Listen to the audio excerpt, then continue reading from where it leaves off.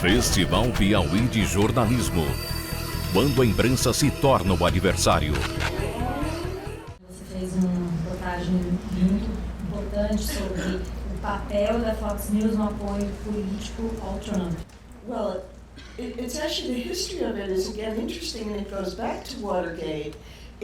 Fox News was founded by Rupert Murdoch, but the man who really gave it the character that it had was Roger Ailes. And he set it up partly, he had worked for Nixon, and after Nixon was forced out of power, he set up Fox News partly vowing that it would never happen again. There would be no more Watergates. He would never let the president that he served be thrown out of power, and that conservatives needed to have their own news media. And since then, Murdoch has really built up a cash cow. It makes an incredible amount of money, and it makes money by monetizing fear. And it's very much the same message that Trump has. Literally, we see day in and day out, Trump starts his day watching Fox News, then he sits in bed and tweets, and he shoots out messages that repeat what he just saw on Fox News. Then Fox News reads his tweet. And so it's this kind of, seamless, circle that we're lost in. So it's a pretty dangerous process, really, because it means that a huge proportion, still a minority, but a huge proportion of the American public gets its information basically from Trump, from the Trump administration. And so they're not getting the real story on a lot of things. They're not getting the information they need. And a democracy obviously can't work if the population's not informed and they're being misinformed. Mm-hmm. And you can't really understand America unless you turn on Fox News and listen to it. Because it's hard to understand otherwise. Because you look at Trump and he doesn't have the characteristics that typically we admire.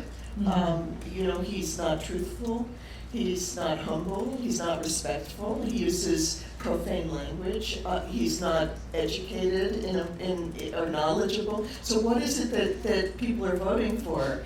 And if you turn on Fox, you can see that he appears to be their protector. He's fighting for them, and he's fighting against the elites and against the immigrants. And so they have a completely sort of through the looking glass view of him, and it explains how he stays in there. I don't think he would have likely been elected without Fox, and I don't think he would get reelected without it. I think it's very likely he'll be impeached in the House of Representatives, but that's only part one of the process. Then there's a trial in the Senate, and the Senate is dominated by Trump's own party, the Republicans. And right now it doesn't look like he would be convicted. There have begun to be some conservatives who are very uncomfortable with what Trump is accused of. He's accused of basically using his power as President of the United States to hold up almost $400 million of military aid to Ukraine. And unless the President of Ukraine helped him dig up dirt on his opponent, his political opponent, in 2020. And so it was, using the power of his office to kind of cheat in the coming election. And so even conservatives and Republicans are having a hard time saying it's okay. They're mostly now saying, yeah, it was bad, but he doesn't need to be impeached for it, that kind of thing. So I think take it as an indicator of how serious this problem is. I think Trump's in trouble. He may get out of it, he usually does, but this is the most serious fight he's been in since being elected. A Nanda pergunta se você acha que há uma relação da religião com a eleição ou a manutenção de Trump no governo. At least 25% of American voters are evangelical Christians, something like that.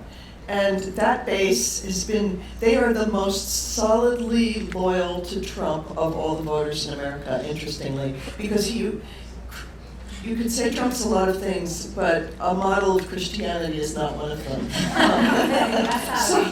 But they're stuck with him because he delivers to them on an agenda that they want. It's a marriage of convenience, and it's very important to his reelection.